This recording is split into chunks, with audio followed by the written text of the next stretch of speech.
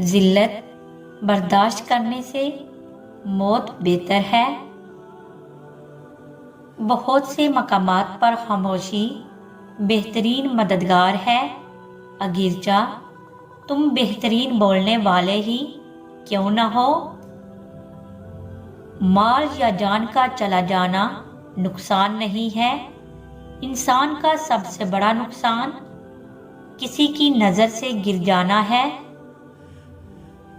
بڑا انسان وہ ہے جس کی محفل میں کوئی خود کو چھوٹا نہ سمجھے۔ کبھی بھی اپنی جسمانی طاقت اور دولت پر بھروسہ نہ کرنا، کیونکہ بیماری اور غربت آنے میں دیر نہیں لگتی۔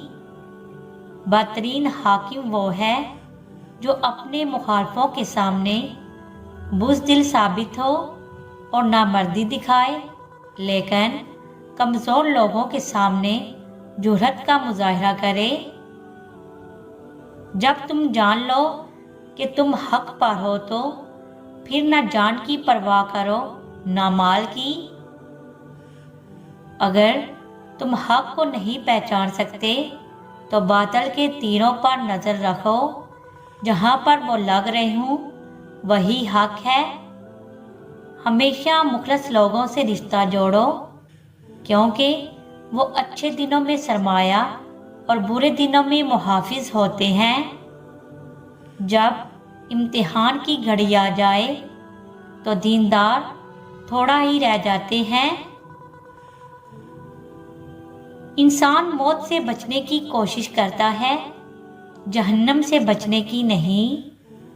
حالانکہ وہ جہنم سے بچ سکتا ہے، موت سے نہیں۔